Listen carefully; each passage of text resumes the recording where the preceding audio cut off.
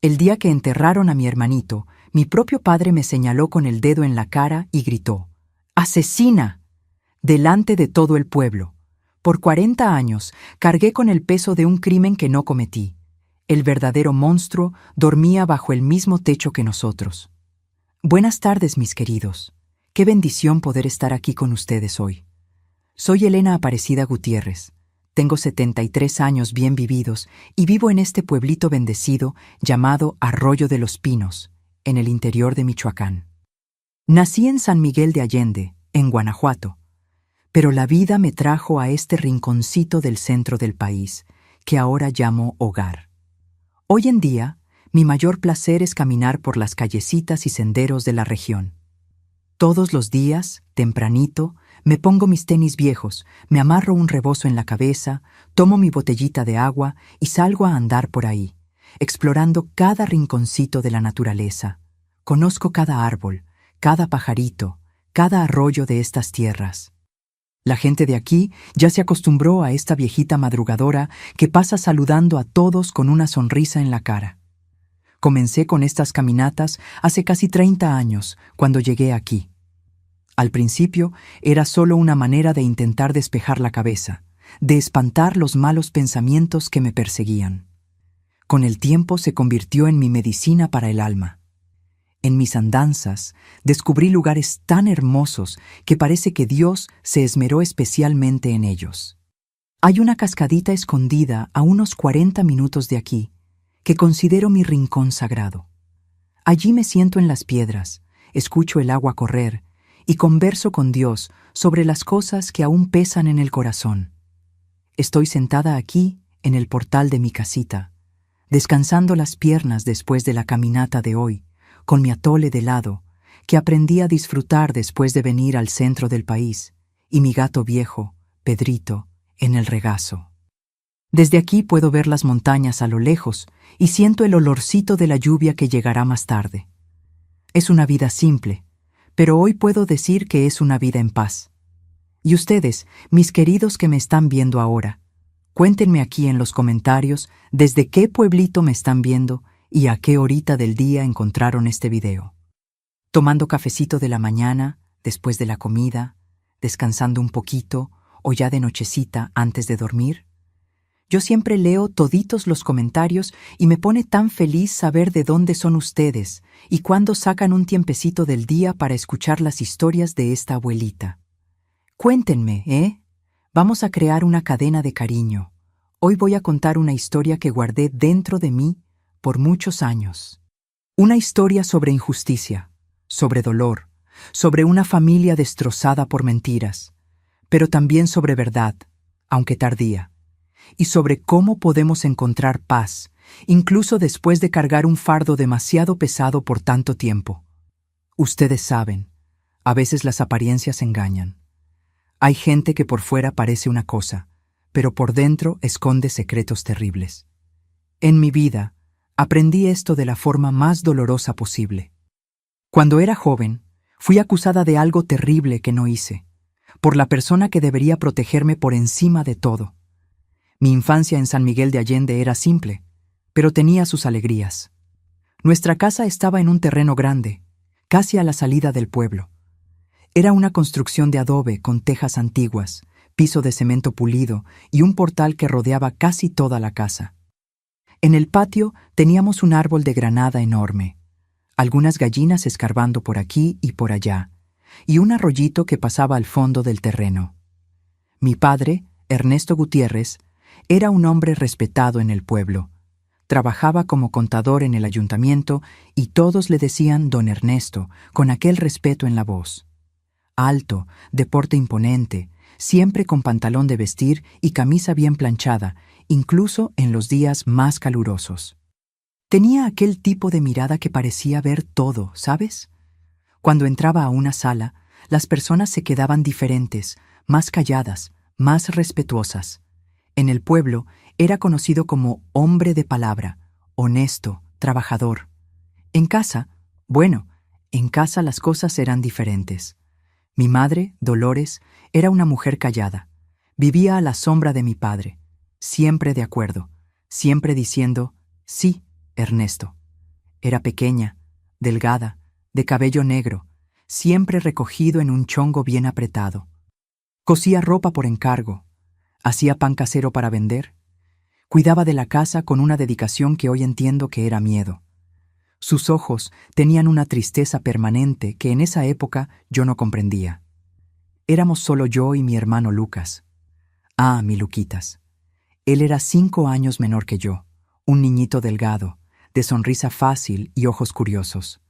Nació en 1957, cuando yo ya tenía 5 años, y desde que vino al mundo sentí que era mi responsabilidad cuidarlo. Lucas tenía aquella inocencia que iluminaba cualquier lugar. Adoraba dibujar. Pasaba horas con sus lápices de colores gastados, creando mundos mágicos en el papel. Él me llamaba Lena, porque no conseguía pronunciar Elena correctamente cuando era pequeñito. Nuestra rutina era simple. Nos despertábamos tempranito, tomábamos café con leche y pan con mantequilla. Después íbamos a la escuela. Yo llevaba a Lucas de la mano, siempre protegiéndolo de los niños mayores, que a veces se metían con su manera tranquila de ser. Por la tarde, hacíamos nuestras tareas en la mesa de la cocina mientras mamá cosía. Cuando terminábamos, teníamos un tiempecito para jugar antes de que papá llegara del trabajo. Yo adoraba jugar a la casita con mis muñecas de trapo que mamá hacía, y Lucas siempre quería participar. Él decía que era el hijo en el juego, nunca el padre. También jugábamos a las escondidas por el patio y en verano nos bañábamos en el arroyo al fondo de la casa. Los domingos íbamos todos a misa en la iglesia de San Francisco, la iglesia grande de la plaza principal. Después de misa, a veces nos ganábamos una paleta de Jamaica del señor Gervasio, que se quedaba con su carrito de paletas en la puerta de la iglesia. En la escuela, yo era aplicada. Me gustaba estudiar, principalmente español e historia. Mi maestra, doña Matilde, decía que yo tenía buena cabeza para los estudios y que debería continuar incluso después de la primaria. Eso dejaba a mi padre orgulloso, al menos frente a los demás. En casa, él decía que demasiado estudio solo llena la cabeza de una muchacha de tonterías. Fue cuando yo tenía unos 9 años que comencé a notar algo extraño en casa. Papá, que siempre fue rígido, comenzó a estar más irritable. Cualquier cosita era motivo para que gritara, golpeara la mesa, hiciera llorar a mamá a escondidas. También bebía más. No es que no bebiera antes, siempre tomaba su tequila después de la cena, pero comenzó a llegar a casa tambaleándose, hablando alto, con los ojos rojos.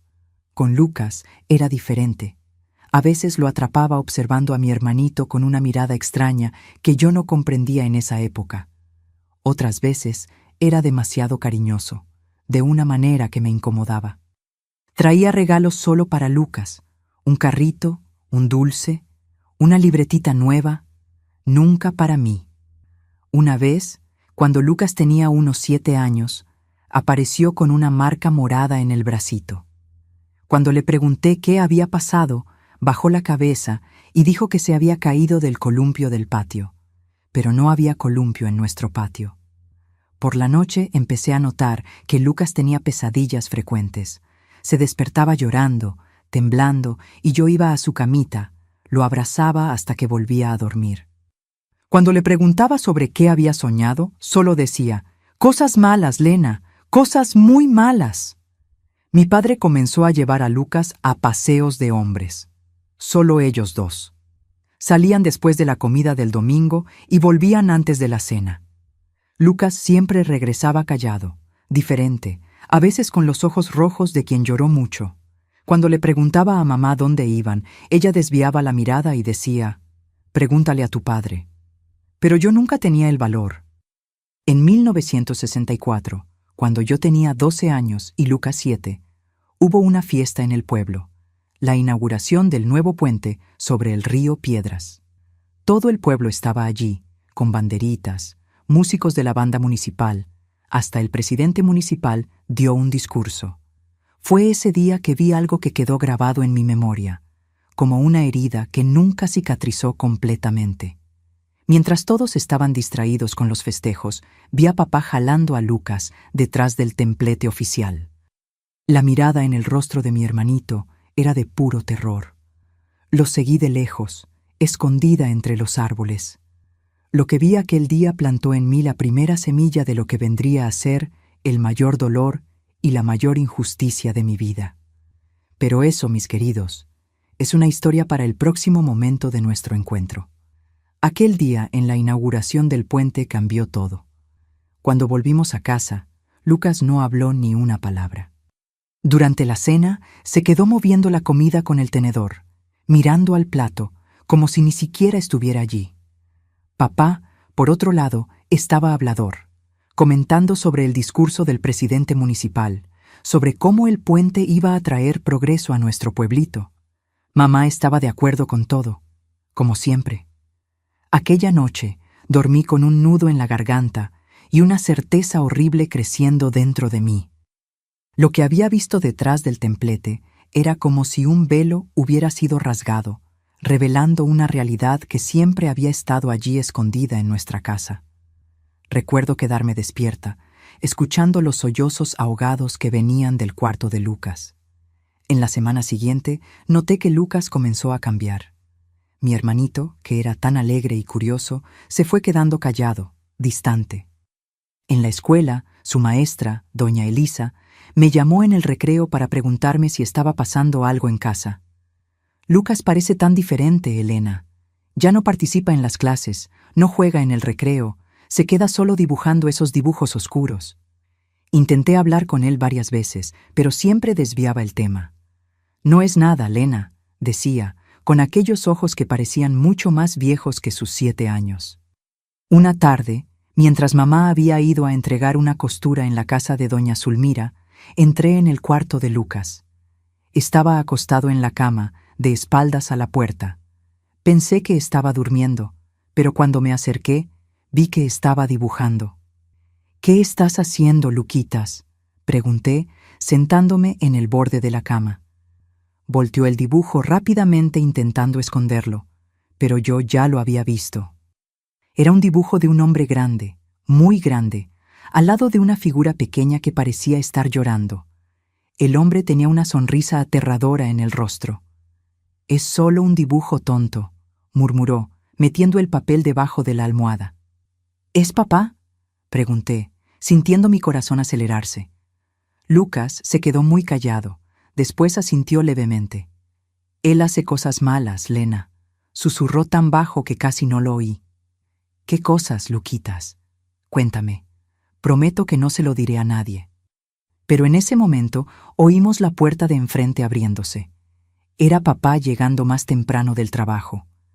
Lucas palideció de una manera que me asustó.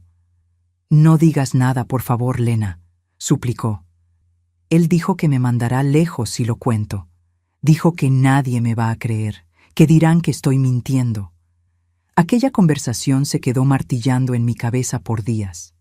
Comencé a observar más, a prestar atención a cosas que antes dejaba pasar. Como papá siempre insistía en bañar a Lucas, aunque ya tenía edad para bañarse solo. Cómo Lucas temblaba cuando papá lo llamaba para el paseo de hombres.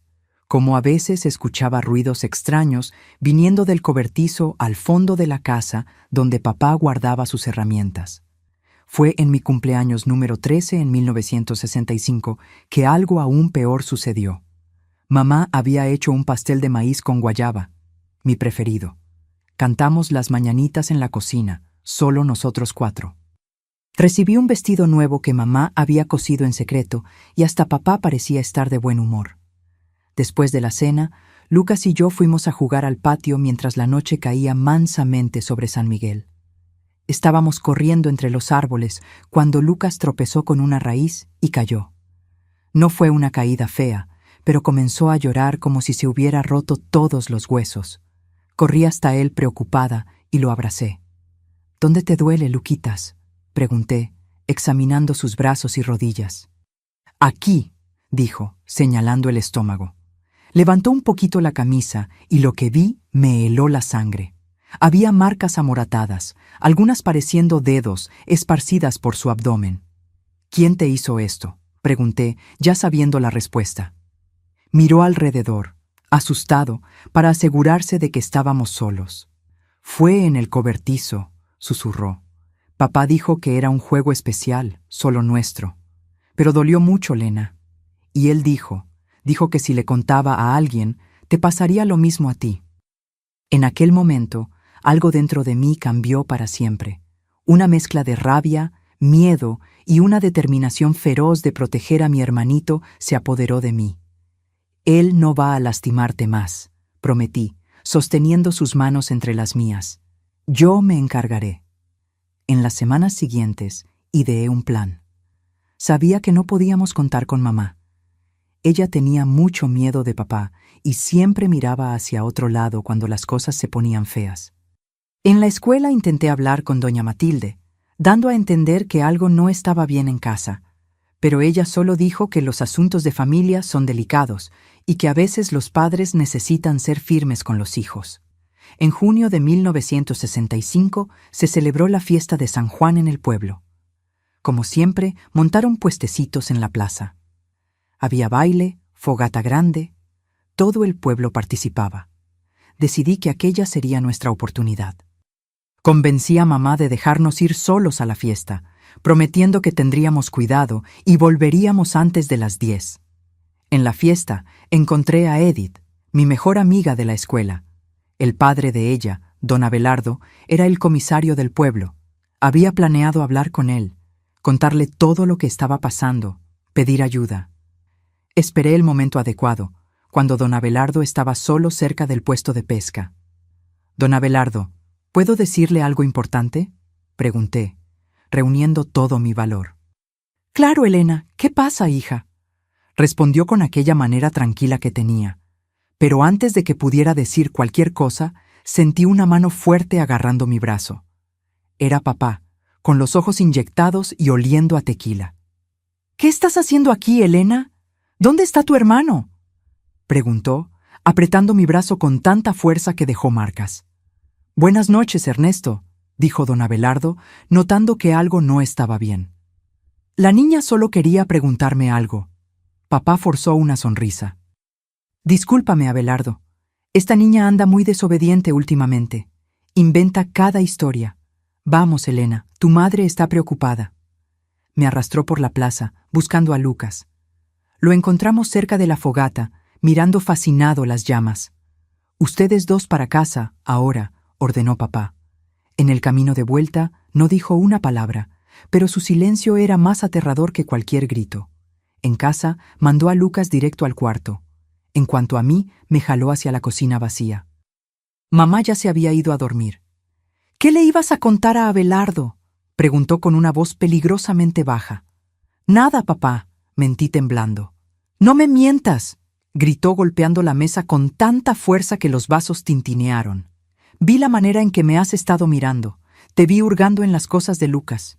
¿Crees que soy tonto? Me quedé en silencio, los ojos fijos en el suelo. Mírame cuando te estoy hablando, ordenó, sosteniendo mi barbilla con fuerza, obligándome a mirarlo. Si abres esa boca tuya para contar mentiras sobre mí, te vas a arrepentir, ¿entendiste?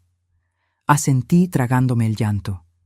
Y mantente alejada de tu hermano. Le llenas la cabeza de tonterías. Lucas es mi hijo. Yo decido lo que es mejor para él. Aquella noche lloré hasta quedarme sin más lágrimas. Sabía que había fallado, que había empeorado todo. Y lo peor, ahora papá estaba alerta, desconfiado. Necesitaría ser más lista, más cuidadosa. En los días que siguieron, papá pasó a controlar cada paso nuestro. Ya no podíamos ir solos a la escuela. Él mismo nos llevaba y nos traía. Prohibió a Lucas jugar conmigo, diciendo que ya estaba en edad de dejar los juegos de niños. Las visitas al cobertizo se volvieron más frecuentes. Una noche de julio me desperté con ruidos provenientes del cuarto de Lucas. Me levanté sigilosamente y pegué el oído a la puerta. Mi hermanito estaba llorando y oí la voz de papá. «Shh, calladito. Es nuestro secreto, ¿recuerdas? Si Lena o tu mamá descubren, tendré que mandarte lejos. No quieres irte de casa, ¿verdad?» Volví a mi cuarto, con el corazón destrozado. Aquella madrugada tomé una decisión. Necesitaba encontrar pruebas, algo que pudiera mostrar a don Abelardo, algo que hiciera que las personas creyeran. Al día siguiente, durante la comida, papá anunció que llevaría a Lucas a pescar al río Piedras el domingo. Solo nosotros dos, como hacen los hombres, dijo, revolviéndole el pelo a Lucas, que mantuvo los ojos fijos en el plato. Fue entonces cuando tuve una idea. El cobertizo, si había alguna prueba, estaría allí. Decidí que mientras ellos estuvieran fuera el domingo, yo entraría al cobertizo y buscaría cualquier cosa que pudiera usar para salvar a mi hermano. Pero el destino tenía otros planes para nosotros. El sábado por la noche, víspera del paseo de pesca, hubo una tormenta terrible, rayos, truenos, el viento sacudiendo las ventanas de la casa. Lucas tenía pavor a las tormentas. Corrí a su cuarto cuando comenzó, para calmarlo como siempre hacía. Estaba encogido debajo de las cobijas, temblando. «Va a pasar, Luquitas», susurré, abrazándolo. «Es solo ruido, no va a lastimarte». Fue cuando noté que no estaba temblando solo de miedo. Estaba caliente, muy caliente. «Me siento mal, Lena», dijo con voz débil. «Me duele mucho el estómago». Toqué su frente. Estaba ardiendo de fiebre. Corrí a llamar a mamá, que vino con paños fríos para bajar la temperatura. Papá apareció en la puerta, irritado por haber sido despertado. «¿Qué está pasando aquí?», preguntó. «El niño está con fiebre alta», respondió mamá, colocando otro paño mojado en la frente de Lucas. «Creo que necesitamos llamar al doctor Jerónimo. A esta hora, con esta lluvia, déjalo para mañana. Si no mejora», dijo papá, bostezando. «Es solo una fiebrecita. Mañana tenemos que pescar, ¿no, Lucas?» Lucas no respondió. Sus ojos estaban semicerrados y gemía bajito, apretándose el estómago. «Él no está nada bien, Ernesto», insistió mamá en un raro momento de valor. «Mira qué caliente está». Papá se acercó, contrariado, y tocó la frente de Lucas. Su semblante cambió. «Sí, está caliente de verdad. Pero el doctor no va a salir con esta tormenta. Dale un té y mañana veremos cómo está». Durante la madrugada, Lucas empeoró. La fiebre no cedía y comenzó a delirar, hablando cosas inconexas. En la mañana temprano, mamá convenció a papá de buscar al médico. La lluvia había pasado, pero el cielo todavía estaba gris y amenazador. «Voy a buscar al doctor», dijo papá tomando su sombrero. «Pero tú», me señaló, «quédate lejos del cuarto de él. Ya te dije que lo pones nervioso con tus historias». Tan pronto como papá salió, corrí al cuarto de Lucas. Estaba muy mal, sudando frío, gimiendo. Mamá cambiaba los paños en su frente con manos temblorosas. «¿Qué tiene, mamá?», pregunté, sosteniendo la mano helada de mi hermano. «No sé, hija, nunca vi una fiebre así, y se queja tanto del estómago». Fue entonces cuando tuve un pensamiento terrible. «¿Y si no es solo una enfermedad?» «Mamá», la llamé vacilante. «¿Puedo preguntar una cosa?» «Ahora no, Elena. Estoy preocupada por tu hermano». «Es sobre él, mamá. ¿Qué le hace papá en el cobertizo?» Mamá se quedó helada, el paño mojado suspendido en el aire. Por primera vez me miró directamente a los ojos. Vi algo allí que nunca había visto antes. Miedo, culpa y un destello de comprensión. «¿De qué estás hablando, niña?», preguntó, pero su voz traicionó su nerviosismo. «Yo sé que hay algo mal, mamá. Lucas tiene marcas en el cuerpo, tiene miedo de papá, y esos paseos de hombres no son normales». Mamá dejó caer el paño al suelo. Sus ojos se llenaron de lágrimas. «Elena, por favor, no podemos hablar de eso. Necesitamos. Mamá, mira cómo está. ¿Y si no es solo una enfermedad? ¿Y si papá le hizo algo?» Ella se cubrió los oídos con las manos, como si quisiera bloquear mis palabras. «Para, Elena, no sabes lo que estás diciendo». En ese momento, Lucas gimió fuerte, retorciéndose en la cama. Su piel estaba pálida como el papel, y un sudor frío cubría su pequeño cuerpo. «Mamá, necesitamos llevarlo al hospital ahora. No podemos esperar a que papá regrese». Pero era demasiado tarde. Oímos la puerta de enfrente abriéndose. Papá había vuelto, y por el sonido de sus pisadas pesadas, estaba solo. «El doctor no estaba en casa», anunció entrando al cuarto. Dicen que fue a atender un parto en Tres Barras, pero traje esto de la farmacia. Mostró un frasquito de medicina. Don Juvencio dijo que es bueno para la fiebre. Miró a Lucas y después a nosotras dos, percibiendo el clima extraño. ¿Qué está pasando aquí? Antes de que mamá pudiera responder, Lucas tuvo una convulsión violenta. Su pequeño cuerpo se arqueó en la cama, los ojos se voltearon y un sonido horrible salió de su garganta. ¡Dios mío!, gritó mamá tratando de sujetar a Lucas. ¡Ernesto, haz algo! Lo que sucedió a continuación cambiaría nuestras vidas para siempre. La convulsión de Lucas duró apenas algunos minutos, pero pareció una eternidad. Cuando finalmente paró, se quedó inmóvil en la cama, tan pálido que parecía un angelito de porcelana. Mamá sollozaba, sosteniendo su manita. Papá se quedó parado en la puerta con una expresión que no pude descifrar. ¿Miedo? ¿Preocupación? ¿O algo más sombrío? «Necesitamos llevarlo al hospital ahora», grité desesperada. «Va a morir si nos quedamos aquí». Fue como si mis palabras rompieran un trance. Papá se movió rápidamente, tomando a Lucas en brazos. «Lo llevaré al hospital en Irapuato. Dolores, prepara algo de ropa para él. Elena, quédate aquí y cuida la casa». «No», protesté. «Quiero ir también. Quiero estar con Luquitas». Papá me miró con aquellos ojos que siempre me hacían temblar. «Te quedas. Esto no está a discusión». Mamá intervino con voz temblorosa. «Déjala ir, Ernesto. Ella es muy apegada a su hermano». «Dije que se queda», tronó papá, haciendo que mamá retrocediera asustada. Mientras mamá recogía algo de ropa y papá envolvía a Lucas en cobijas, corrí al cuarto de mi hermano. Sabía que tal vez sería mi última oportunidad. Rápidamente abrí el cajón donde Lucas guardaba sus dibujos. Tomé algunos, especialmente aquellos que mostraban la figura grande y amenazadora al lado de la pequeña, y los escondí debajo de mi colchón. Después, en un impulso, tomé la libretita donde Lucas a veces escribía cosas que no contaba a nadie. Cuando volví a la sala, papá ya estaba saliendo con Lucas en brazos. Mamá tomó una pequeña bolsa con ropa y corrió detrás. En la puerta, se volteó hacia mí. «Cierra bien las puertas, hija. No sabemos cuándo volveremos». Quería suplicar que me llevaran, pero la mirada de advertencia de mi padre me hizo tragarme las palabras.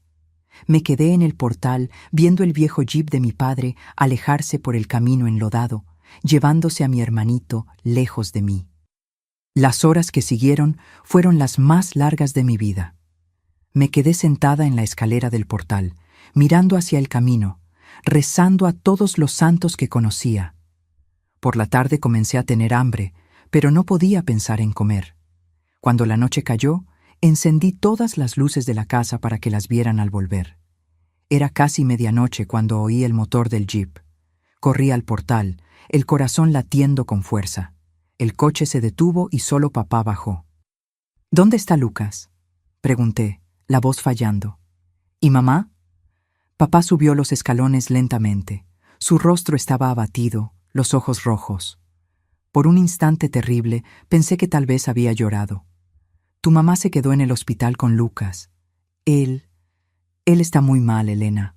«¿Qué tiene? ¿Qué dijeron los médicos?». Papá se pasó la mano por el rostro cansado. «No saben exactamente. Hablaron de infección, de fiebre interna, de un montón de cosas. Van a hacer exámenes». «Él se pondrá bien, ¿verdad?», pregunté, las lágrimas corriendo por mi rostro. Papá no respondió. Entró en la casa, fue directo a la cocina y se sirvió un vaso grande de tequila. Lo bebió todo de un trago. «Ve a dormir, Elena. Mañana temprano vuelvo al hospital. Si te portas bien, tal vez puedas ir también». No pude dormir aquella noche. Me quedé acostada, mirando al techo, pensando en mi hermanito en un hospital extraño, sufriendo, asustado. En algún momento, tomé su libretita que había escondido en el bolsillo de mi vestido. Encendí la lámpara y comencé a hojearla. La mayoría de las páginas tenían dibujos, los mismos tipos que ya conocía. Pero en las últimas había algo escrito con la letra irregular de un niño aprendiendo a escribir. No me gusta el cobertizo, duele mucho, Papá dice que es nuestro secreto. Lena peleó con papá hoy.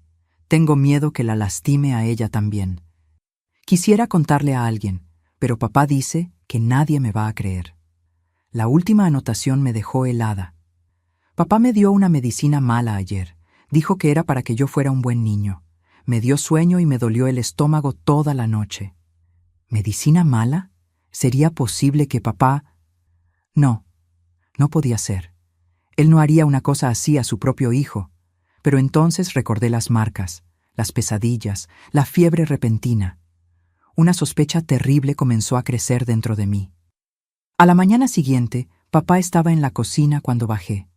Había hecho café y parecía más compuesto. «Vamos al hospital después del desayuno», dijo. «Ponte ese vestido bonito que te hizo tu madre. No quiero que la gente ande diciendo que no cuido de mis hijos». Su tono me molestó. Era como si estuviera más preocupado por lo que los demás pensaran que por el estado de Lucas. El hospital quedaba en Irapuato, la ciudad más grande cercana, a unos 30 kilómetros de San Miguel. Hicimos el viaje casi en silencio. Solo cuando estábamos llegando, papá habló. «Elena, el médico va a hacer preguntas sobre Lucas, sobre la casa». «Tú sabes qué decir, ¿no?» «¿Qué tipo de preguntas, papá?», pregunté fingiendo inocencia. «Sobre cómo se lastimó, esas cosas. Vas a decir que es un niño muy activo, que vive cayéndose, metiéndose en problemas, que juega con los animales del vecindario. ¿Entendido?». Asentí, sintiendo un nudo en la garganta. Él quería que yo mintiera, que ayudara a esconder lo que había hecho. El Hospital San Francisco era un edificio blanco de 2 pisos. En el mostrador de recepción, una monja de edad nos recibió. «Venimos a ver a Lucas Gutiérrez», dijo papá. «Soy su padre, Ernesto. Mi esposa pasó la noche aquí». La monja consultó un libro grande. «Sí, habitación 8. El médico está con él ahora. Pueden esperar en la sala». Mientras caminábamos por el pasillo, vi a mamá saliendo de una puerta. Parecía haber envejecido 10 años en una noche. Ojeras profundas, cabello despeinado, ojos hinchados de tanto llorar. «Ernesto, Elena», dijo, abrazándome fuerte. «El doctor está adentro, quiere hablar contigo», le dijo a papá. «¿Cómo está Lucas?», pregunté ansiosa. Mamá desvió la mirada. «Él está luchando, hija». Papá entró en el cuarto dejándonos en el pasillo. Aproveché para interrogar a mamá. «¿Qué dijeron los médicos, mamá? ¿Qué tiene?». «Dijeron muchas cosas complicadas, hija. Infección interna, fiebre alta y...». Vaciló bajando la voz. «Vieron las marcas en su cuerpo. Hicieron muchas preguntas». Mi corazón se aceleró. «¿Qué tipo de preguntas?». «¿Cómo se lastimó? ¿Si se cayó? ¿Si alguien le pegó?». Tragó saliva.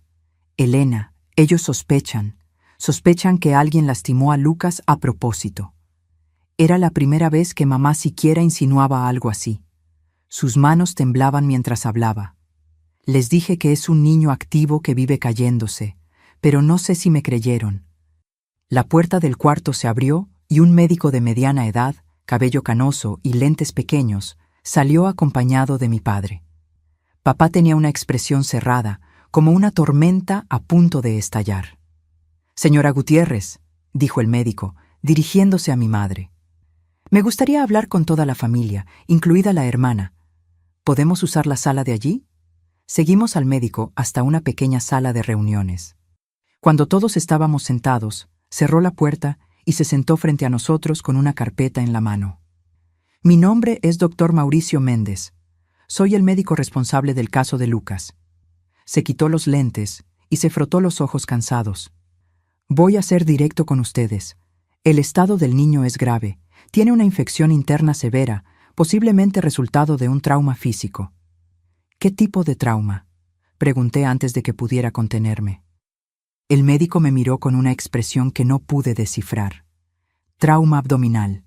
Hay lesiones internas consistentes con golpes fuertes o presión excesiva en la región». Papá intervino. «Doctor, ya le expliqué. El niño vive accidentándose. La semana pasada se cayó del árbol de granada».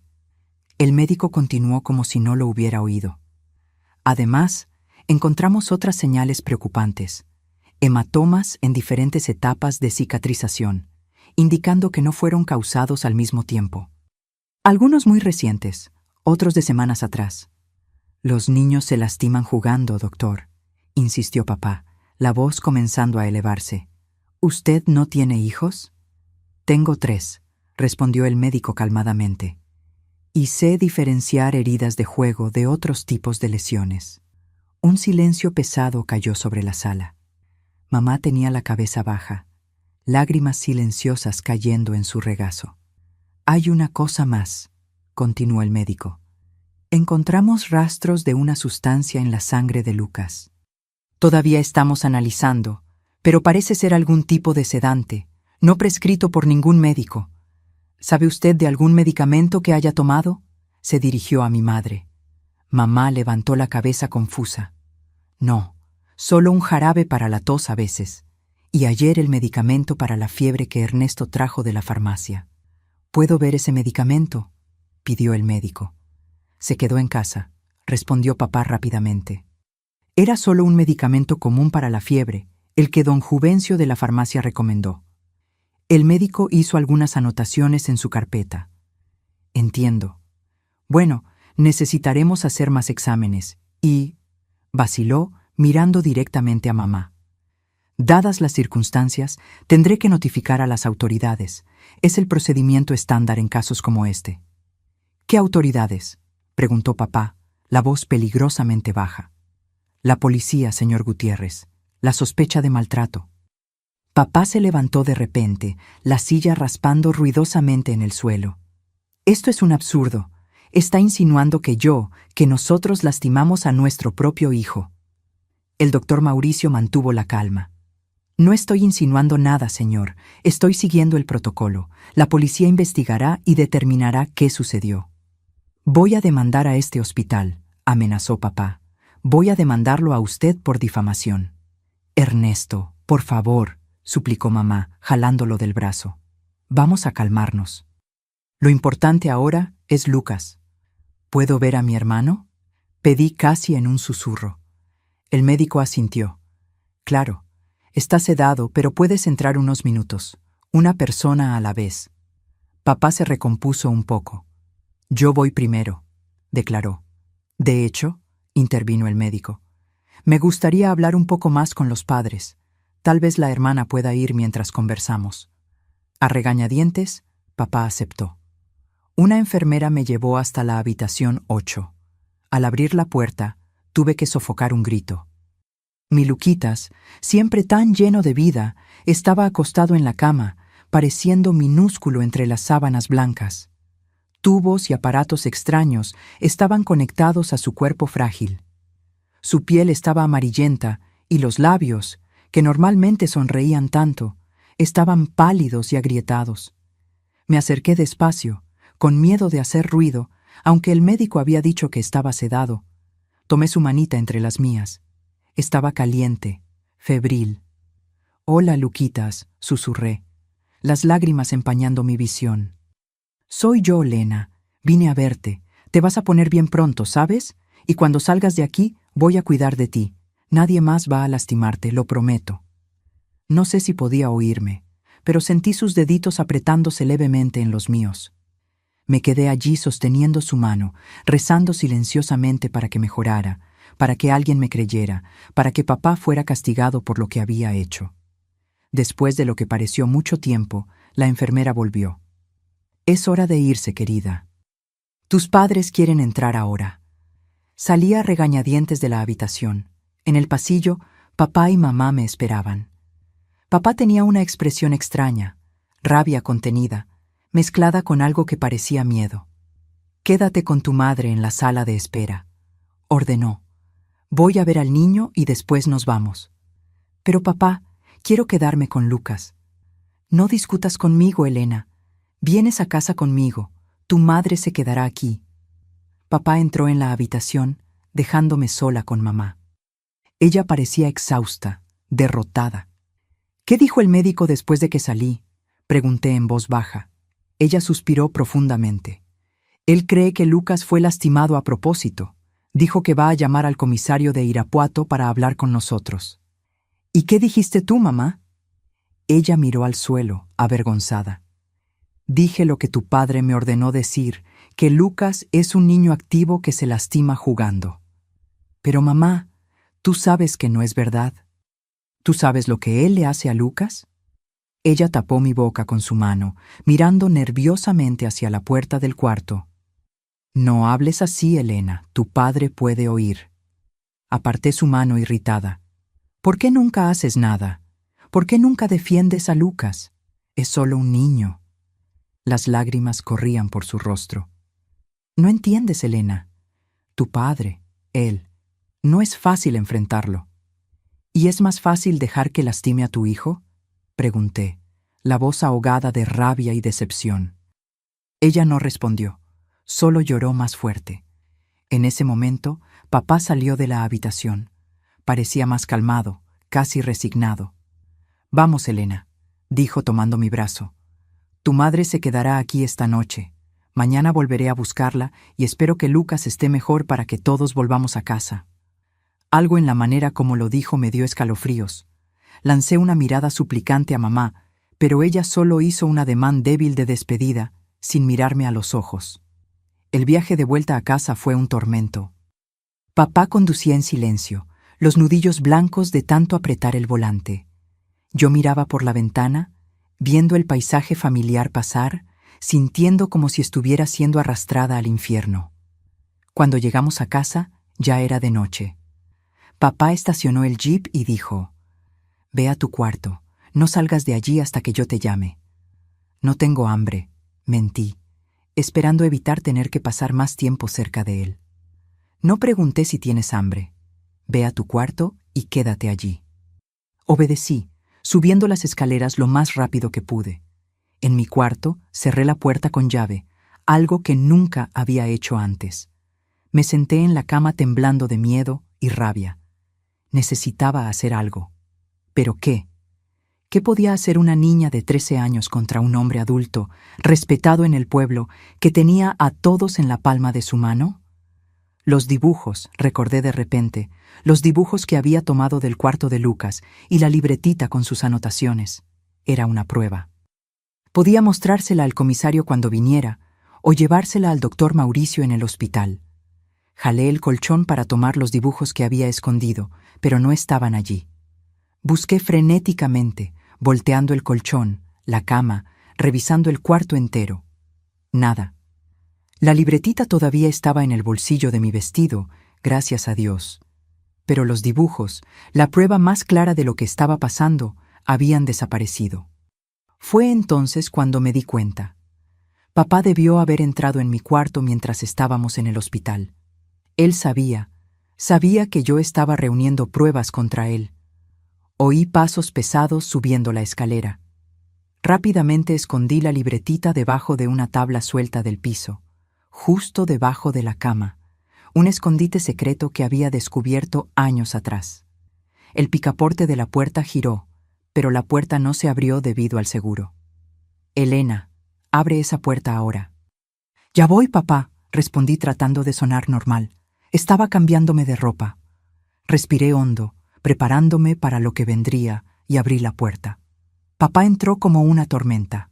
Sus ojos estaban rojos y olía a tequila. Debía haber bebido mientras yo estaba en el cuarto. «¿Qué has estado haciendo, niña?», preguntó, la voz baja y amenazadora. «¿Qué has estado diciendo a la gente?». «Nada, papá», respondí, retrocediendo hasta tocar la pared. «¡No me mientas!», gritó, golpeando la cómoda con tanta fuerza que un pequeño florero cayó y se rompió. «Te vi cuchicheando con tu madre en el hospital. Vi cómo mirabas al médico. ¿Qué les dijiste?». «Nada. Juro que no dije nada». Se acercó, su rostro a centímetros del mío. «Encontré los dibujos, Elena. Esos garabatos ridículos que tomaste del cuarto de tu hermano. ¿Crees que soy tonto? ¿Crees que no sé lo que estás intentando hacer?». Mi sangre se heló. Él lo sabía. Claro que lo sabía. «Quieres destruir esta familia», continuó, apretando mi brazo con fuerza. «Quieres que todos piensen que soy un monstruo, que yo lastimé a Lucas. ¿Y no lo hiciste?». Las palabras escaparon antes de que pudiera contenerlas. La bofetada vino rápida y fuerte, haciendo que mi cabeza girara y mi oído zumbara. Caí al suelo, la mejilla ardiendo. «Nunca más digas eso», rugió, parado sobre mí como una fiera. «Nunca más». Me encogí, esperando otro golpe. Pero en lugar de eso, se agachó, sosteniendo mi rostro con fuerza, obligándome a mirarlo. «Escucha bien lo que voy a decir, Elena. Si sigues con estas insinuaciones, si dices cualquier cosa al médico o al comisario, ¿sabes lo que va a pasar? Te enviaré a un internado bien lejos de aquí, uno de esos lugares para niñas problemáticas. Nunca más verás a tu madre, nunca más verás a Lucas. ¿Entendido?» Asentí, las lágrimas corriendo silenciosamente. «Y hay algo más», continuó, la voz ahora casi un susurro. «Si abres la boca, si cuentas esas mentiras, ¿a quién crees que van a creer? ¿A mí, Ernesto Gutiérrez, hombre respetado, empleado del ayuntamiento, padre de familia? ¿O a una niña de 13 años resentida porque piensa que su padre presta más atención a su hermano? Tenía razón, y él lo sabía. Nadie me creería contra él. Yo sería la mentirosa, la problemática, la envidiosa. Ahora», dijo levantándose, «ve a dormir. Mañana temprano iremos al hospital y te vas a comportar. Le dirás al médico y a cualquiera que pregunte que tu hermano es muy activo, que vive lastimándose en los juegos, que a veces toma medicinas para dolor de cabeza. Nada más, ¿entendiste?» «Sí, papá», murmuré todavía en el suelo. Salió cerrando la puerta de golpe. Oí la llave girando en la cerradura. Me estaba encerrando. Corrí hacia la puerta, intentando abrirla en vano. «¡Papá, abre la puerta!», grité, golpeando el panel de madera. «Es por tu propio bien, Elena», vino su voz del otro lado. «Para que no hagas ninguna tontería. Mañana abriré cuando sea hora de ir al hospital». Oí sus pasos alejándose por la escalera. Después, el sonido familiar de la botella siendo abierta, el líquido siendo vertido en un vaso. Me deslicé por la puerta hasta el suelo, abrazando mis rodillas. Estaba atrapada, impotente. Lucas estaba en el hospital sufriendo y yo no podía hacer nada para ayudarlo. Aquella noche lloré hasta quedarme dormida, allí mismo en el suelo duro. Soñé con Lucas llamándome, extendiendo sus bracitos delgados, sus ojos implorando ayuda. En el sueño yo intentaba alcanzarlo, pero mis pies estaban pegados al suelo y cuanto más me esforzaba, más lejos parecía él. Me desperté sobresaltada con el sonido de un coche estacionando frente a la casa. Era muy temprano todavía. El sol apenas había salido. Corrí a la ventana y vi un coche de la policía de Irapuato. 2 hombres descendieron, un policía uniformado y un hombre mayor, de traje, que reconocí como el comisario Rodolfo Mendoza, que a veces venía a San Miguel para eventos importantes. Mi corazón se aceleró. Estaban allí por Lucas. El médico debe haber llamado a la policía, como había dicho que haría. Era mi oportunidad de contar la verdad. «¡Papá!», grité golpeando la puerta. «¡Hay gente afuera! ¡La policía!». Ninguna respuesta. «Papá, abre esta puerta». Silencio. ¿Dónde estaba? ¿Sería posible que hubiera salido y me hubiera dejado encerrada? La desesperación comenzó a apoderarse de mí. Oí golpes en la puerta principal, 1, 2, 3 veces, después voces, la del comisario llamando. «Señor Gutiérrez, Ernesto Gutiérrez, policía de Irapuato, abra la puerta, por favor». Más golpes, más fuertes. «Estoy aquí», grité lo más alto que pude, golpeando la puerta del cuarto. «Estoy encerrada, ayúdenme». No sé si me oyeron. Los golpes en la puerta principal continuaron por algunos minutos. Después, pararon.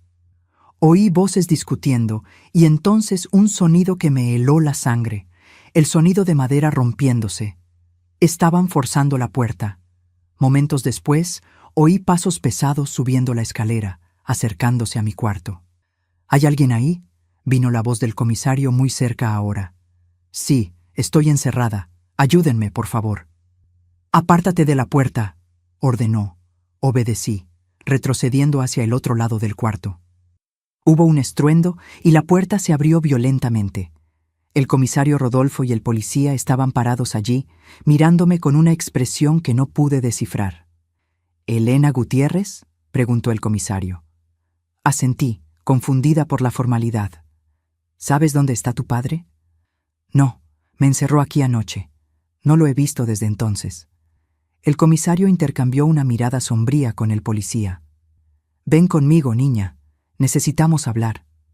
Los seguí escaleras abajo hasta la sala. La casa estaba en silencio. Ninguna señal de mi padre.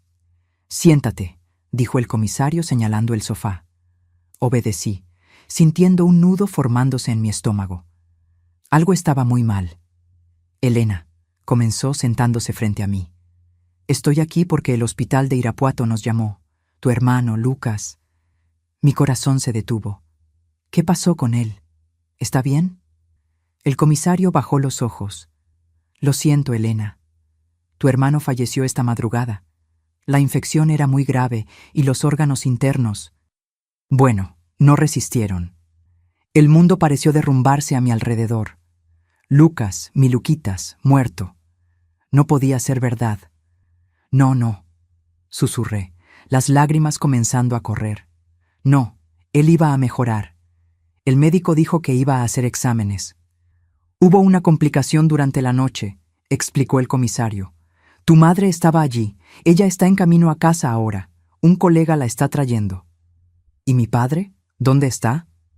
El comisario miró al policía nuevamente, como buscando permiso. No lo sabemos. Cuando llegamos al hospital esta mañana, tu madre nos contó que él apareció allí anoche después de que te habías ido. Estaba alterado, gritando a los médicos. Fue expulsado del hospital y nadie lo ha visto desde entonces. La imagen de mi padre, borracho y furioso, invadiendo el hospital donde Lucas luchaba por su vida, me dejó nauseabunda. Vinimos hasta aquí para hablar con él, continuó el comisario. El doctor Mauricio, tiene fuertes sospechas sobre lo que le pasó a tu hermano. Necesitamos interrogar a tu padre. Él lo hizo, dije, la voz quebrada. Él lastimó a Lucas. Lo hacía desde hace mucho tiempo. El comisario me miró con atención. ¿Cómo sabes eso, Elena? Yo vi las marcas. Lucas me contó cosas, pero me pidió que no se lo dijera a nadie, porque papá amenazó con mandarlo lejos. Y yo vacilé, recordando la libretita escondida. Yo tengo pruebas. Me levanté y corrí escaleras arriba. Volviendo a mi cuarto, me arrodillé cerca de la cama, levanté la tabla suelta y tomé la libretita de Lucas. Volví corriendo a la sala y se la entregué al comisario. Lucas escribía aquí sobre lo que papá le hacía. El comisario hojeó la libretita en silencio, su rostro volviéndose más sombrío con cada página. Cuando terminó, me miró con una expresión que parecía de lástima. Elena, esto ayudará mucho en nuestra investigación. Pero vaciló, como eligiendo las palabras. Hay una cosa más que necesitas saber. ¿Qué? Pregunté, el miedo creciendo dentro de mí. El comisario respiró hondo. Tu madre hizo una declaración en el hospital. Ella dijo que tu padre ha sospechado por algún tiempo que tú estabas maltratando a tu hermano. ¿Qué? Exclamé, levantándome de un salto. Eso es mentira. Yo nunca lastimaría a Lucas. Yo lo protegía de papá. Ella dijo, continuó el comisario impasible, que tú tenías celos de tu hermano, que no te gustaba la atención que tu padre le daba, que varias veces encontró a Lucas llorando después de quedarse a solas contigo. No, eso es mentira. Fue papá quien le dijo que dijera eso. Él me amenazó ayer. Dijo que nadie me creería, que dirían que yo estaba celosa. El comisario anotó algo en su libreta. Entiendo. ¿Y esos dibujos que mencionaste, dónde están? Papá los tomó. Entró en mi cuarto ayer y tomó los dibujos que yo había escondido. Eran dibujos que mostraban a él lastimando a Lucas. Murmuró el comisario, no pareciendo muy convencido. ¿Y este cuaderno, por qué no lo tomó también? Porque estaba conmigo en el hospital, en mi bolsillo. Después lo escondí bajo una tabla suelta. En ese momento oímos otro coche llegando. Por la ventana vi que era la patrulla de policía trayendo a mamá. Descendió lentamente, pareciendo 10 años más vieja, destruida por el dolor. Cuando entró y me vio, sus ojos se llenaron de una emoción que no pude identificar. No era solo tristeza por la pérdida de Lucas, era algo más, algo como miedo. «Señora Gutiérrez», saludó el comisario, «lamento su pérdida». Mamá solo asintió sin decir nada, sin mirarme. «Estábamos justamente conversando con su hija», continuó él, «sobre las acusaciones que usted hizo». «Mamá», exclamé corriendo hacia ella. «¿Por qué dijiste esas cosas? ¿Por qué dijiste que yo lastimé a Lucas? Sabes que fue papá. Siempre lo supiste». Ella retrocedió como si mi toque la quemara. «Elena, hija, necesitas ayuda». «¿De qué estás hablando?», pregunté incrédula. «Las cosas que has dicho, las acusaciones contra tu padre, eso no es normal, hija». Se volvió hacia el comisario. Ella siempre tuvo celos de su hermano. Siempre pensó que Ernesto le daba más atención a él. Comenzó a inventar historias, a decir que su padre lastimaba al niño.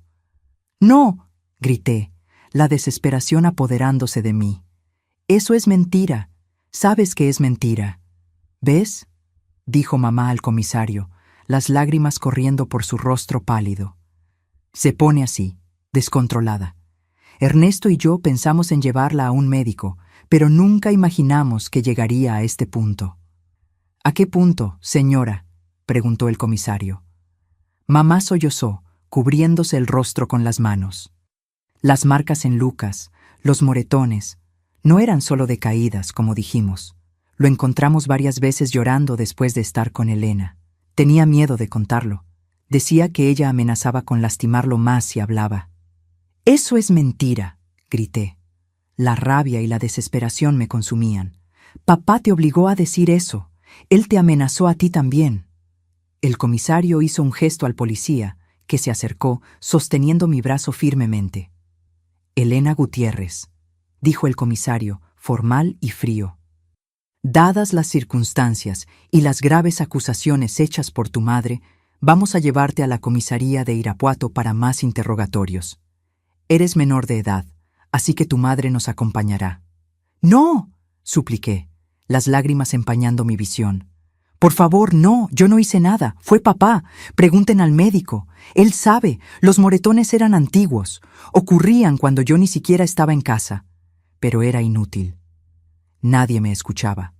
Mamá tenía los ojos fijos en el suelo, evitando mirarme. El comisario ya estaba en la puerta, haciendo señal al policía para que me llevara.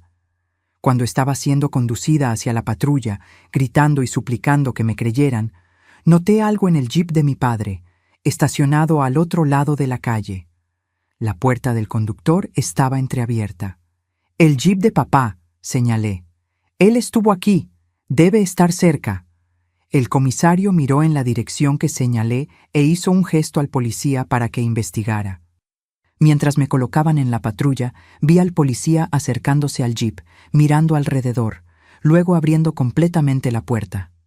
Fue cuando retrocedió, como si hubiera recibido un choque, y gritó: «Comisario, venga a ver esto rápido». El comisario corrió hasta el jeep, miró hacia adentro y su expresión cambió completamente. Rápidamente ordenó al policía que me llevara de vuelta a la casa junto con mamá. «¿Qué pasó? ¿Qué sucedió?», pregunté todavía llorando. «Quédense aquí dentro», ordenó el comisario. «No salgan hasta que yo lo indique». A través de la ventana de la sala vi a los 2 hombres moviéndose alrededor del jeep, hablando rápidamente por radio, pidiendo refuerzos. Después de lo que pareció una eternidad, el comisario volvió a la casa. Su rostro estaba grave, la expresión seria. «Señora Gutiérrez», dijo, dirigiéndose a mi madre, «encontramos a su esposo». Las palabras del comisario Rodolfo flotaron en el aire como una sentencia. Mamá levantó la cabeza, los ojos rojos de tanto llorar. «¿Dónde?», preguntó con voz débil. El comisario vaciló, mirando brevemente hacia mí. «Señora Gutiérrez, creo que sería mejor que habláramos a solas». «¿Qué pasó con mi padre?», Pregunté, poniéndome de pie. Está muerto, ¿verdad?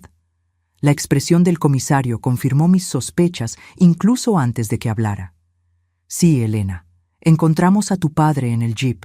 Parece que se quitó la vida. Mamá soltó un grito agudo y cayó de rodillas, las manos cubriendo su rostro. Una vecina que se había acercado al ver las patrullas entró corriendo para atenderla. El comisario continuó, su voz ahora más suave. Había una carta en el asiento del pasajero, dirigida a usted y a su hija. Extendió un sobre manchado. Con manos temblorosas tomé el sobre. La letra de mi padre, normalmente firme y decidida, estaba irregular, como si hubiera sido escrita con prisa o bajo gran perturbación. Lee tu, hija, susurró mamá todavía en el suelo, incapaz de levantarse. No tengo fuerzas. Abrí el sobre y desdoblé la carta. El papel olía a tequila y tenía manchas, lágrimas, tal vez. La caligrafía era casi ilegible en algunos tramos, pero pude descifrarla. Dolores y Elena. Cuando lean esto ya no estaré aquí. No puedo seguir viviendo con lo que hice. Lucas, mi hijo, se ha ido y la culpa es toda mía. Sé que no hay perdón para lo que le hice durante todos estos años. Los paseos de hombres, el cobertizo, las medicinas para calmarlo. Elena tenía razón todo el tiempo. Ella intentó protegerlo y yo la amenacé. La silencié. El médico me enfrentó anoche en el hospital. Dijo que las lesiones internas de Lucas eran demasiado graves para ser accidentes. Dijo que sabía que yo era el responsable, que iba a denunciarme. Dolores, tú también lo sabías, siempre lo supiste. Cerraste los ojos, fingiste que nada estaba pasando y ahora ayudaste a acusar a nuestra propia hija para protegerme. Que Dios nos perdone. Elena, hija mía, sé que nunca me perdonarás. No espero eso. Solo quiero que sepas que en mi último momento de lucidez reconozco la verdad. Tenías razón. Intentaste salvar a tu hermano mientras todos nosotros le fallamos. No puedo vivir con este peso. No puedo enfrentar lo que hice. Esta es la única salida que encontré. Ernesto. Cuando terminé de leer, un silencio pesado cayó sobre la sala. Mamá sollozaba, encorvada sobre sí misma, como si quisiera desaparecer. El comisario Rodolfo miraba fijamente a un punto en la pared, dándonos un momento. ¿Puedo ver la carta?, pidió finalmente, extendiendo la mano. Entregué el papel, sintiéndome extrañamente vacía. Debería estar sintiendo alivio, rabia, tristeza. No sabía identificar el torbellino de emociones que me asaltaba. El comisario leyó la carta cuidadosamente, después la dobló y la guardó en el bolsillo de su saco. Esto cambia todo, dijo, más para sí mismo que para nosotras. Se volvió hacia el policía. Cancele la orden de detención de la niña y llame una ambulancia para la señora. Necesita atención. Se acercó a mí, colocando una mano vacilante en mi hombro. Lo siento, Elena, por todo, por no haberte escuchado antes. Asentí sin poder hablar. ¿Qué decir cuando el mundo que conocías acaba de derrumbarse por completo? Las horas siguientes fueron un borrón confuso. La ambulancia llegó y se llevó a mi madre, que estaba en estado de shock. La vecina, doña Sebastiana, insistió en que fuera a su casa mientras todo se resolvía. El comisario estuvo de acuerdo, diciendo que volvería más tarde para tomar mi declaración formal. ¿Y qué pasará con mi padre?, pregunté antes de salir. Nos encargaremos de todo, respondió él con gentileza. No te preocupes por eso ahora. En la casa de doña Sebastiana me ubicaron en una habitación pequeña, pero limpia y acogedora. Ella me trajo un vaso de leche caliente y algunas galletas que no pude tocar. Descansa un poco, mi niña, dijo, acariciando mi cabello. Dios sabe que has pasado por demasiadas pruebas para alguien tan joven. Cuando finalmente me quedé sola, las lágrimas que había contenido explotaron como una presa rota.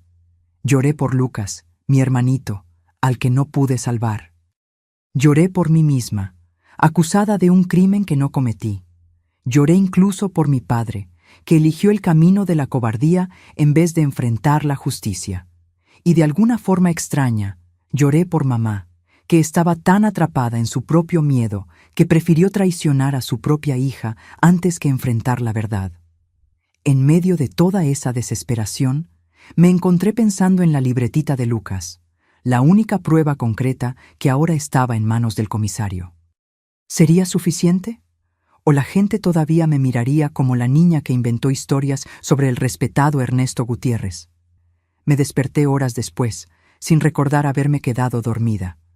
El cielo ya estaba oscuro por la ventana. Doña Sebastiana entró silenciosamente, trayendo una bandeja con caldo y pan. «Necesitas comer algo, niña», dijo, colocando la bandeja a mi lado en la cama. «¿Cómo está mi madre?», pregunté, mi voz ronca de tanto llorar. «Está en el hospital de Irapuato. Los médicos dijeron que tuvo un colapso nervioso. Va a quedarse internada por algunos días». Asentí sin saber qué sentir. Una parte de mí quería correr al hospital, estar a su lado. Otra parte recordaba cómo había mentido, me había acusado, había elegido proteger a mi padre en vez de a mí y a Lucas. ¿Y mi padre? Doña Sebastiana suspiró. El cuerpo fue llevado a Irapuato. Habrá una autopsia. Procedimiento estándar, dijo el comisario. ¿Y qué pasará conmigo ahora? Ella se sentó en el borde de la cama, tomando mis manos entre las suyas, callosas de tanto trabajo. Por ahora te quedas aquí conmigo, Elena. El comisario dijo que hablará con el juez de menores sobre tu situación. Tal vez una tía, algún pariente. No tengo a nadie, interrumpí. La familia de mi padre es de Sonora. Nunca nos visitaron. La de mi madre, bueno, nunca conocí a nadie. Doña Sebastiana apretó mis manos. Entonces nos quedaremos juntas hasta que todo se resuelva. Mi casa es sencilla, pero siempre hay lugar para una más. Aquella noche, acostada en la cama extraña, oyendo los sonidos desconocidos de otra casa, sentí el peso total de la soledad. En menos de 48 horas, había perdido todo. Mi hermano, mis padres, mi casa, mi inocencia. ¿Qué me quedaba? A la mañana siguiente, el comisario Rodolfo volvió, como había prometido. Nos sentamos en la pequeña sala de doña Sebastiana, que nos dejó a solas después de servir un café fuerte. «Elena», comenzó él, «necesito que me cuentes todo desde el principio. Todo lo que pasó con Lucas, todo lo que viste, oíste, sospechaste. Sé que es difícil, pero es importante para cerrar el caso y para garantizar que se haga justicia, aunque sea tardíamente». Durante las 2 horas siguientes conté todo. Los paseos de hombres, las marcas en el cuerpo de Lucas, sus dibujos perturbadores, las pesadillas, el miedo constante. Hablé sobre el cobertizo, sobre cómo escuchaba a mi hermano llorar después de las sesiones con papá. Conté sobre mis intentos frustrados de pedir ayuda. A mamá, que desviaba la mirada, a doña Matilde, que hablaba de asuntos de familia, al propio don Abelardo, interrumpida por mi padre en la fiesta de San Juan. Cuando terminé, estaba exhausta, como si hubiera corrido kilómetros. El comisario había llenado varias páginas de su libreta con anotaciones. «Gracias, Elena», dijo cerrando la libreta. «Sé que fue doloroso revivir todo esto, pero era necesario». «¿Y ahora?», pregunté. «¿Qué sucede ahora?». Él respiró hondo.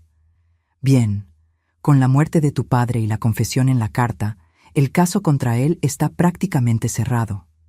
En cuanto a mi madre, vacilé. ¿Ella irá a la cárcel?», pregunté, una parte de mí queriendo justicia, otra temiendo quedarme completamente sola en el mundo. «Eso dependerá del fiscal y del juez», respondió evasivo. «Está la cuestión de la falsa acusación contra ti, pero también hay atenuantes. Su estado emocional, la dominación que ejercía tu padre, es complicado». Asentí, sin realmente entender todas las implicaciones legales. «¿Y yo? ¿Qué pasará conmigo?». «Por ahora, te quedas con doña Sebastiana, como acordamos. Hay un procedimiento para casos como el tuyo. El juez de menores analizará tu situación, buscará parientes que puedan asumir tu tutela. Si no hay nadie, bueno, hay instituciones». «Orfanatos, quieres decir», dije amargamente. Él no lo negó. «Son una posibilidad, sí, Pero eres una niña especial, Elena, fuerte, inteligente. Estoy seguro de que superarás esto. ¿Palabras vacías? Pensé, pero no dije nada. ¿Qué opciones tenía? En los días que siguieron, el pueblo bullía con los acontecimientos. La muerte de Lucas, el suicidio de mi padre, las acusaciones y contraacusaciones. Era todo lo que la gente comentaba. Sentía las miradas cuando pasaba por la calle con doña Sebastiana. Algunas de lástima, otras de curiosidad morbosa, algunas incluso de desconfianza, como si todavía hubiera dudas sobre mi inocencia. Al quinto día después de la tragedia, doña Sebastiana me llevó al hospital para visitar a mamá.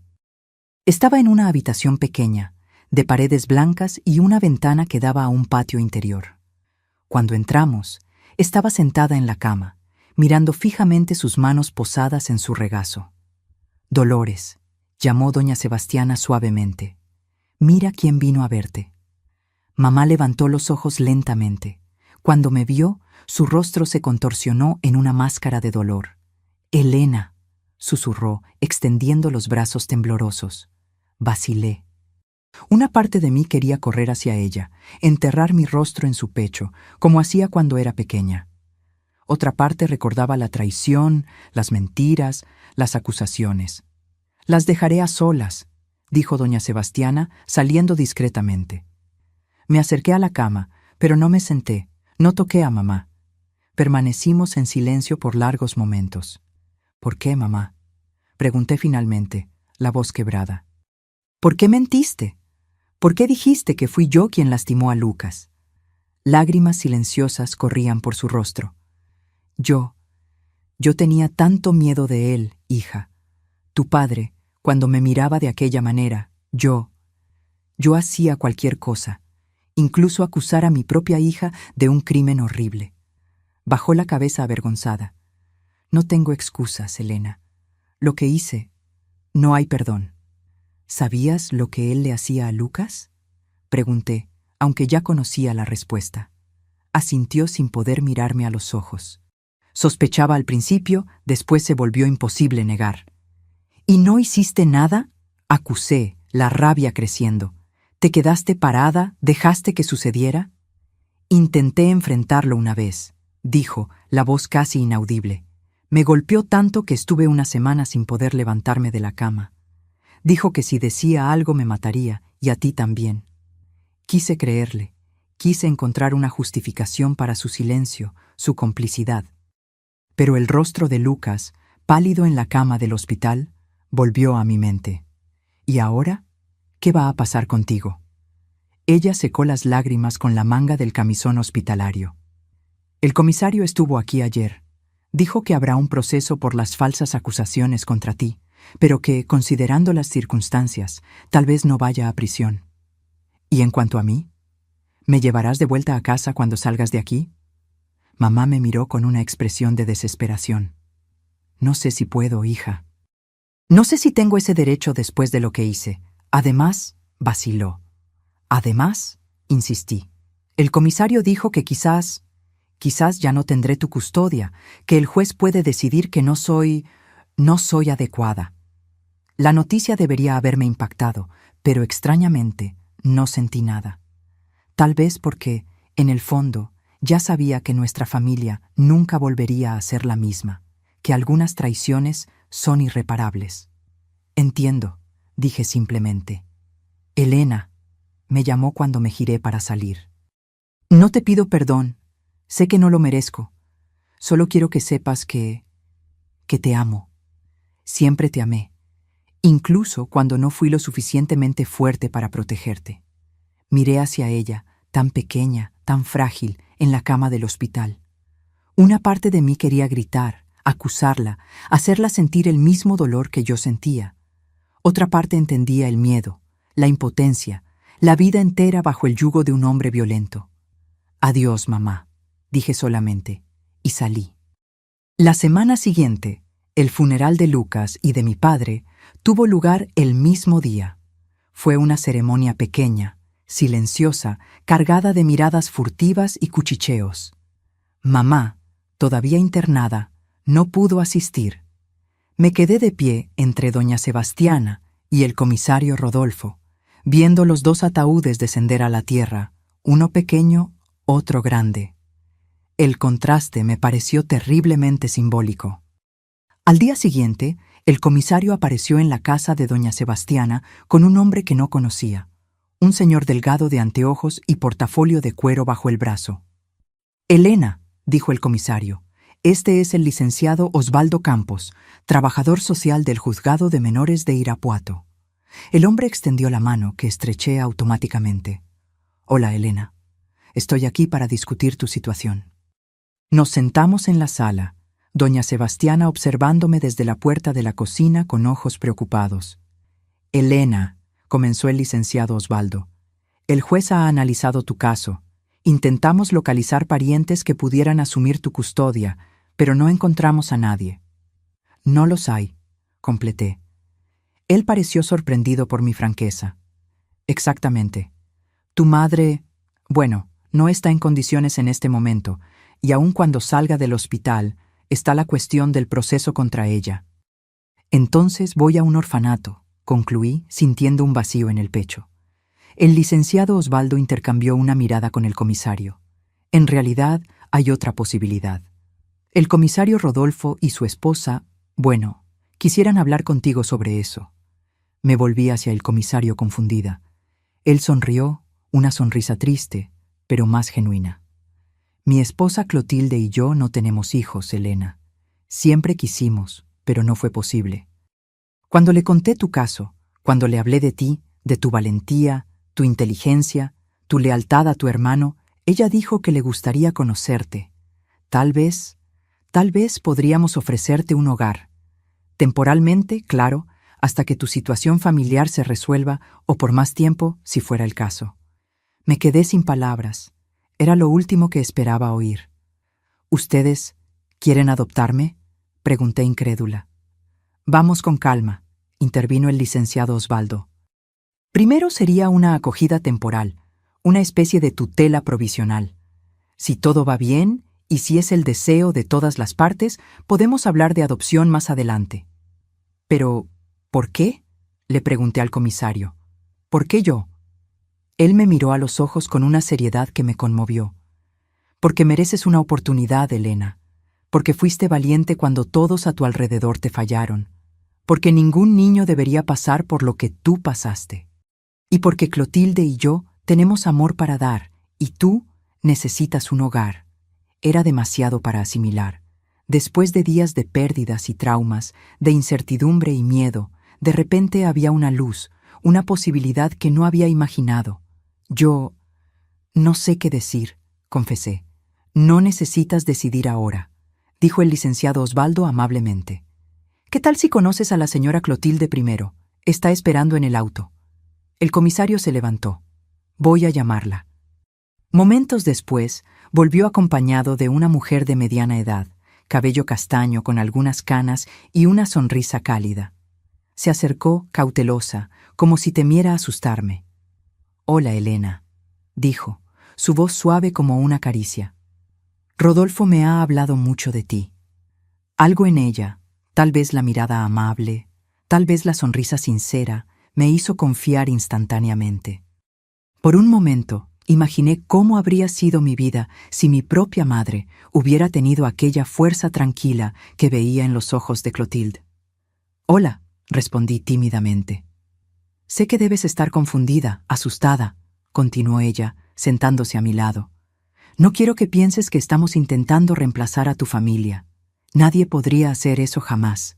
Solo queremos ofrecerte un lugar seguro donde puedas recuperarte, crecer, ser la niña increíble que eres».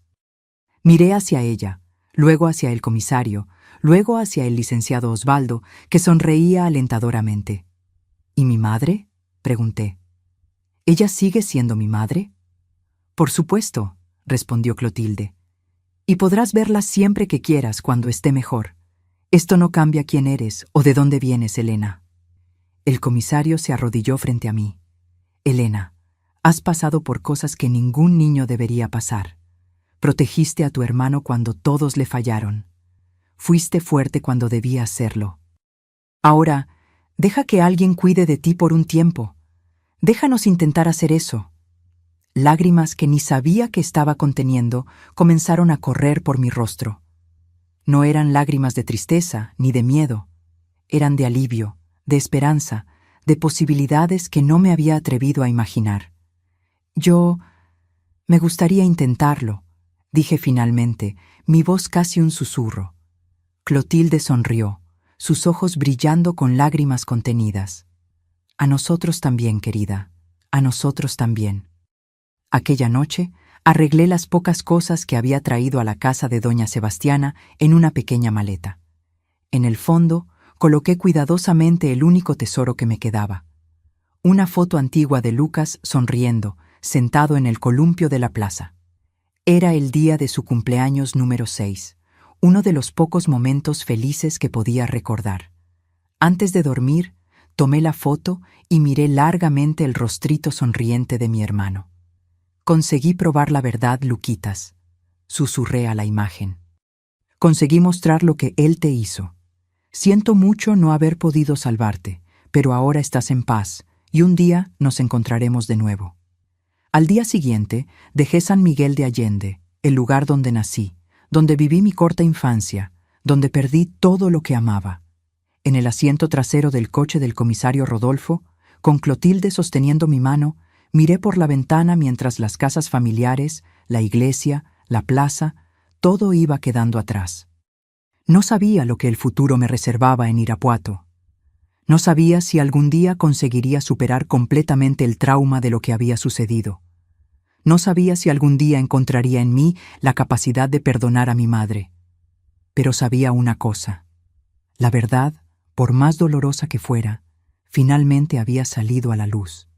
La justicia, aunque tardía e incompleta, se había hecho. Y por primera vez en mucho tiempo sentí que tal vez, solo tal vez, había un camino adelante para mí. Un camino que no borraría el pasado, pero que me permitiría construir un futuro donde la sombra de Ernesto Gutiérrez no dominaría para siempre mi existencia. Mi mudanza a Irapuato con el comisario Rodolfo y doña Clotilde fue mi verdadero nuevo comienzo. A los 13 años comencé una vida nueva, lejos de las sombras del pasado.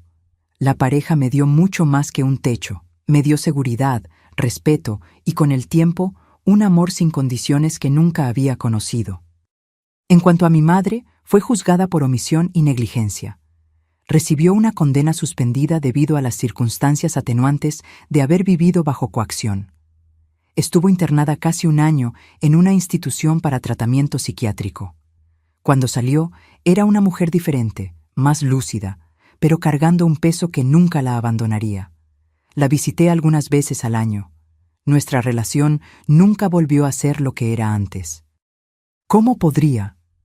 Pero con los años encontramos un camino para una reconciliación silenciosa. Ella nunca regresó a vivir a San Miguel. Se mudó a Ciudad Juárez, donde una prima lejana la acogió. Trabajó como costurera hasta fallecer en 1992, a los 62 años. El caso de la muerte de Lucas y del suicidio de mi padre conmocionó a la región. Durante meses fui la hija de Ernesto, la hermana del niño que murió. Pero el comisario Rodolfo y doña Clotilde me protegieron de las miradas y cuchicheos. Me inscribieron en la Escuela Estatal Coronel José Batista, donde pude poco a poco construir una nueva identidad. Cuando cumplí 16 años, me adoptaron oficialmente. Me convertí en Elena Mendoza, un nuevo nombre para una nueva vida. La adopción fue mi segundo nacimiento. Aquel día, el juez me preguntó si quería mantener mi apellido original o adoptar el de ellos. No dudé ni un segundo. Quería dejar atrás todo lo que me vinculaba al nombre Gutiérrez. Me gradué de la preparatoria con notas ejemplares y conseguí una beca para estudiar pedagogía en la Universidad Nacional Autónoma de México, en la Ciudad de México. Elegí esa carrera porque quería trabajar con niños, protegerlos, estar atenta a las señales que nadie percibió en Lucas. Fue en la universidad donde conocí a Joaquín, un estudiante de Derecho, que se convirtió en mi mejor amigo y años después en mi esposo. Cuando le conté mi historia, algo que solo hice con personas muy especiales, no mostró lástima ni horror, Solo me abrazó largamente y dijo: «Eres la persona más fuerte que he conocido». En 1976, a los 24 años, me gradué y me casé con Joaquín. Ese mismo año, comenzamos a trabajar juntos en proyectos de protección a la infancia. Él, como abogado, y yo como educadora. Creamos el primer programa de concientización sobre abuso en Ciudad de México. Transformamos nuestro dolor en acción. En 1980 fui bendecida con el nacimiento de mi primer hijo, al que llamé Lucas, en homenaje al hermanito que no pude salvar. 3 años después nació nuestra hija Clara. Criarlos fue mi mayor alegría y mi mayor desafío. Cada fiebre, cada llanto, cada herida inocente me traía de vuelta recuerdos dolorosos, pero el amor, ese amor inmenso y protector, fue más fuerte que el miedo. En 1995, Joaquín recibió una propuesta para trabajar en el Tribunal de Justicia de Michoacán. Decidimos mudarnos a Arroyo de los Pinos, un pueblecito tranquilo que nos acogió con los brazos abiertos. Allí continué mi trabajo con niños, fundando un centro de apoyo para familias en situación de vulnerabilidad. La verdad es que mi vida fue reconstruida ladrillo a ladrillo. La niña aterrorizada de San Miguel de Allende se transformó en una mujer fuerte, decidida a marcar la diferencia. El dolor nunca desapareció completamente. ¿Cómo podría? Pero dejó de definirme. Hoy, a los 73 años, miro hacia atrás y veo no solo la tragedia, sino también la superación. Mis hijos crecieron sanos y felices. Tengo 3 nietos maravillosos. Joaquín partió hace 5 años, víctima de un infarto, pero tuvimos casi 4 décadas de un amor verdadero y sanador. Las caminatas diarias que hago hoy por los senderos de Arroyo de los Pinos comenzaron como terapia después de la muerte de Joaquín. En la naturaleza encuentro paz. Con cada paso celebro mi libertad, mi fortaleza, mi travesía. Aquella niña asustada de 13 años nunca imaginó que podría encontrar tanta belleza después de tanto dolor. Hoy, a los 73 años, mi vida en Arroyo de los Pinos es sencilla y serena. Vivo en una casita de madera pintada de azul, con un portal que da vista a las montañas. Todos los días me despierto con el sol naciendo. El primer canto de los pajaritos me llama a la vida, y agradezco por un día más en este mundo. Mis mañanas comienzan con un atole bien caliente. Después me pongo mis tenis gastados de tanto uso y salgo a mi caminata. Conozco cada sendero de esta región, como conozco las líneas de mis propias manos. Los habitantes de aquí ya se acostumbraron a esta señora madrugadora que pasa saludando a todos. La naturaleza ha sido mi mayor terapeuta a lo largo de los años. Cuando estoy entre los árboles, escuchando el sonido del agua en los arroyos, siento una conexión con algo mayor que todo. A veces me detengo en ciertos lugares solo para respirar hondo y agradecer por haber sobrevivido, por haber encontrado paz. Después de la caminata, cuido de mi huerto en el fondo de la casa. Tengo de todo un poco: lechuga, jitomate, cilantro y mis queridas hierbas medicinales que aprendí a cultivar con doña Clotilde. Ella me enseñó que plantar es un acto de fe en el futuro, y llevo eso conmigo hasta hoy. Por las tardes, generalmente recibo visitas. Mi hijo Lucas viene todas las semanas con los nietos, Felipe de 15 años y Marina de 12. Les encanta escuchar historias de los tiempos antiguos, como los llaman. Claro que elijo con cuidado lo que cuento. Hay cosas que los pequeños oídos no necesitan saber todavía. Mi hija Clara vive más lejos, en Guadalajara, donde trabaja como jueza de derecho familiar. Ella siguió los pasos de su padre en la justicia, pero con un enfoque especial en casos que involucran a niños. Hablamos por teléfono todas las semanas y en vacaciones viene a pasar tiempo conmigo. Tengo tanto orgullo de ella. A través del trabajo de Clara, siento que de alguna forma mi hermanito Lucas sigue haciendo una diferencia en este mundo. Los sábados voy al centro comunitario, donde coordino un grupo de apoyo para mujeres y niños. No es un trabajo formal. Me jubilé oficialmente hace más de 10 años, pero es un compromiso del corazón. Creo que las historias compartidas tienen poder de sanación. Y si mi experiencia puede ayudar a alguien a encontrar fuerza para salir de situaciones difíciles, entonces mi sufrimiento no fue en vano. Las noches son tranquilas. Ceno algo ligero, generalmente de mi propio huerto. Después me siento en el portal con mi gato viejo, Pedrito, en el regazo. Miro hacia el cielo estrellado y converso silenciosamente con aquellos que ya partieron. Mi Joaquín, que fue mi puerto seguro por casi 40 años. Doña Clotilde y el comisario Rodolfo, que me dieron una segunda oportunidad en la vida cuando más lo necesité. Y mi hermanito Lucas, que nunca tuvo la oportunidad de crecer, pero cuya memoria me guió en cada paso del camino. Tengo un álbum de fotografías que guardo con cariño. En las primeras páginas está la única foto que tengo de mi hermano Lucas, aquella del columpio que mencioné antes. Después, fotos de mi graduación, de mi boda con Joaquín, del nacimiento de mis hijos y tantos otros momentos preciosos. Es como si cada página volteara un capítulo de aquella historia triste, transformándola en algo nuevo, algo que vale la pena ser vivido. Hace 5 años, cuando Joaquín partió, pensé que no lo soportaría. Fueron 42 años juntos, construyendo un amor que fue mi mayor medicina. En los primeros meses sin él, me perdí. Fue cuando comencé a caminar todos los días. Al principio, solo para cansar el cuerpo, con la esperanza de conseguir dormir por la noche. Con el tiempo, esas caminatas se transformaron en mi manera de seguir conectada con la vida, con la naturaleza, con el presente. La gente me pregunta si no me siento sola en esta casa. ¿Cómo podría? Llevo conmigo tantas historias, tantas vidas que tocaron la mía. Tengo mis vecinos que se volvieron familia, mis nietos que llenan la casa de alegría cuando visitan, y los miembros de mi grupo de apoyo, que confiaron en mí sus propias historias de dolor y superación.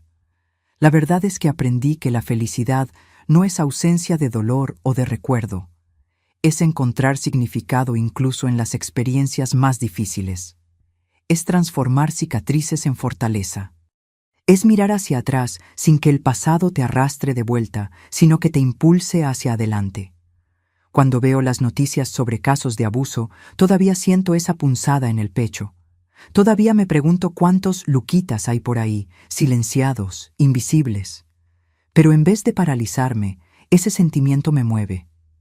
A través del centro comunitario, de la fundación que ayudé a crear con Joaquín, del trabajo de mi hija Clara, sé que estamos haciendo la diferencia.